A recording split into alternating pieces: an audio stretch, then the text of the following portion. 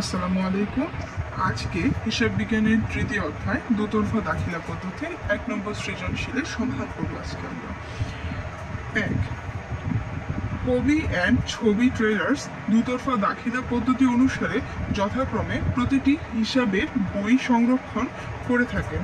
2017 সালের ডিসেম্বর মাসের ব্যবসায় সংঘটিত লেনদেনগুলো নিম্নরূপ। ডিসেম্বরে 1 নগদ 15 লক্ষ টাকা মূলধন ব্যবসায় আনা হলো। ডিসেম্বরের 12 2.5 লক্ষ টাকার কাপড় ধারে ক্রয় করা হলো। ডিসেম্বরের 23 নগদে 60,000 টাকার আসবাবপত্র ক্রয় করা হয়েছে। ডিসেম্বরের 24 ম্যানেজার শাকিলাকে বেতন প্রদান করা হলো 84,000 টাকা ভাউচার নং 102। ডিসেম্বরের 30 নগদে কমিশন প্রাপ্তি 8,500 টাকা। ডিসেম্বরের 31 5% বাটে চেকে ধারা পণ্য ক্রয় 1,20,000 টাকা। এখানে জানতে চেয়েছে ক নম্বরে ডিসেম্বর মাসে মোট কত টাকার পণ্য ক্রয় করা হয়েছে। এখানে দেখা যাচ্ছে ক্রয় হচ্ছে ডিসেম্বরের 12 তারিখে এবং ক্রয় করা হয়েছে ডিসেম্বর 31 তারিখে। বাকিগুলো কিন্তু ক্রয় না। ডিসেম্বরের 23 তারিখেও ক্রয় হয়েছে, যদিও কিন্তু এটি পণ্য ক্রয় না, এটি ছিল আসবাবপত্র ক্রয়। আসবাবপত্র ক্রয় কখনোই আমরা আসবাবপত্র তো একটা স্থায়ী সম্পদ ক্রয় করলে এটা ব্যবহারের জন্য ক্রয় করতেছি, এর বিক্রয়ের উদ্দেশ্যে নয়। সুতরাং এটা ক্রয় হিসেবে ধরা যাচ্ছে না। যেই জিনিসগুলো আমরা ব্যবহারের জন্য কিনি সেগুলোকে আমরা ক্রয় ধরতে পারি না। যেটা আমরা কিনি এবং সেটা বিক্রি করে দিই সেইটা হচ্ছে আমাদের জন্য ক্রয়। এক্ষেত্রে আরেকটা কথা বলি, যদি কখনো দেখো যে প্রতিষ্ঠানটাই হচ্ছে তার ফার্নিচার বিক্রি করায়, তো সেই ক্ষেত্রে ফার্নিচার কিনবে বিক্রি করবে, সেটা কিন্তু তার জন্য স্থায়ী সম্পদ হিসেবে ধরা হবে না, তখন সেটা কিন্তু তার জন্য পণ্য। এইখানে আমাদের আসবাবপত্রটি স্থায়ী সম্পদ হিসেবে ধরা হয়েছে। সুতরাং এখানে 12 এবং 31 তারিখের লেনদেন দুটি হচ্ছে ক্রয় করা হয়েছে। চলো আমরা অঙ্কটি একটু দেখে নিই। ডিসেম্বর মাসের মোট পণ্য ক্রয়ের পরিমাণ হলো তারিখ বিবরণ টাকা 2017। ডিসেম্বরের 12 ধারে কাপড় ক্রয় করা হয়েছে 2.5 লক্ষ টাকা এবং 31 তারিখ 5% বাট্টায় চেকে পণ্য ক্রয় করা হয়েছে।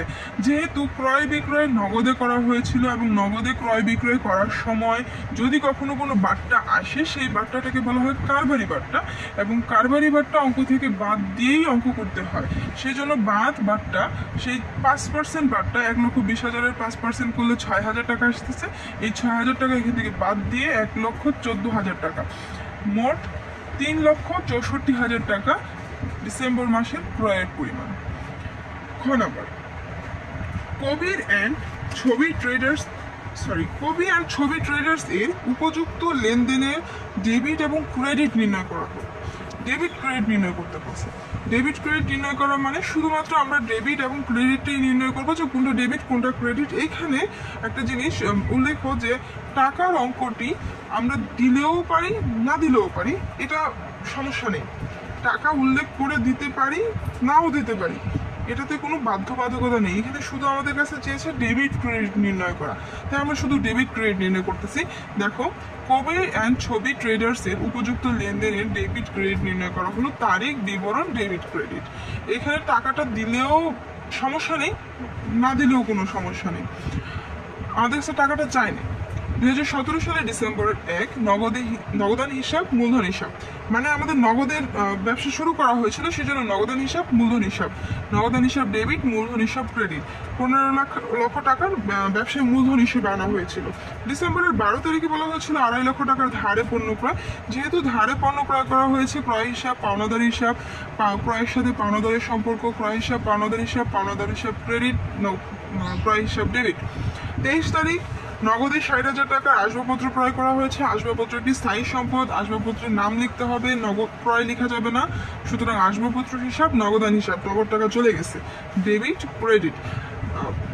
24 তারিখ ম্যানেজার শাকিলাকে বেতন প্রদান করা হয়েছে 84,000 টাকা। বেতন একটি ব্যয়, বেতন হিসাব ডেবিট, নগদান হিসাব ক্রেডিট, নগদ টাকা চলে গেছে। নগদে কমিশন প্রাপ্তি 8,500 টাকা। 30 তারিখের লেনদেন নগদে যেহেতু কমিশন প্রাপ্তি নগদ টাকা বৃদ্ধি পেয়েছে সেই জন্য নগদান হিসেব ডেবিট, নগদ কমিশন প্রাপ্তি হিসাব ক্রেডিট। ডিসেম্বরের 31 তারিখ 5% বার্তায় চেকের ধারা পণ্য ক্রয় করা হয়েছে 1,20,000 টাকা। পণ্য ক্রয় করার ফলে নগদ টাকা কমে গেছে, কিন্তু এখানে ব্যাংক থেকে কমছে কারণ চেকের মাধ্যমে বলা হয়েছে, সেই জন্য নগদান হিসাব না লিখে আমরা লিখবো ব্যাংক হিসাব ক্রেডিট।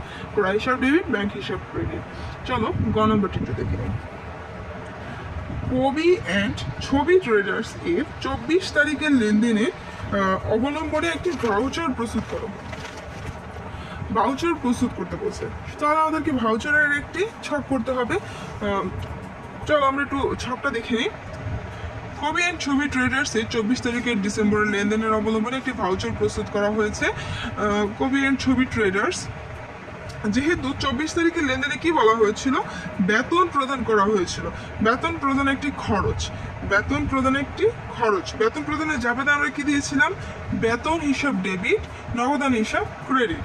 যেহেতু বেতন হিসাব ডেবিট, নগদান হিসাব ক্রেডিট, এখানে আমরা ডেবিট ভাউচার করতেছি। দেখো ডেবিট ভাউচার নম্বর ছিল আমাদের এখানে 102 হিসাব খাত বেতন প্রদান করা হয়েছিল, সেই হিসাব খাতটি লিখলাম। তারিখ 24 ডিসেম্বর 2017। গ্রহণকারীর নাম শাকিলা, ঠিকানা দেওয়া নেই সেজন্য দেওয়ার প্রয়োজন নেই। ক্রমিক ব্যয়ের বিবরণ টাকা। 1 ব্যয় প্রদান বেতন প্রদান 48,000 টাকা, টোটাল 48,000 টাকা। কথায় লিখতে হবে ক্যাশিয়ারের স্বাক্ষর, হিসাবরক্ষকের স্বাক্ষর, ব্যবস্থাপকের স্বাক্ষর, গ্রহীতার স্বাক্ষর। এখানে আমাদের ভাউচারের আর কোনো তথ্য যদি দেওয়া থাকতো, ঠিকানা দেওয়া থাকতো আমরা দিতাম, যেহেতু ঠিকানা দেওয়া নেই, দেওয়ার প্রয়োজন নেই। আর এইখানে বেতন প্রদান করা হয়েছে বা ব্যয় ছিল, ব্যয়ের জন্য ডেবিট ভাউচার করতে হয়, আয়ের জন্য ক্রেডিট ভাউচার করতে হয়। এই জন্য আমরা আমাদের উপযুক্ত একটি ভাউচার তৈরি করতে বলছে, আমরা একটি ডেবিট ভাউচারের ছক তৈরি করেছি এবং ডেবিট ভাউচার করেছি। ধন্যবাদ।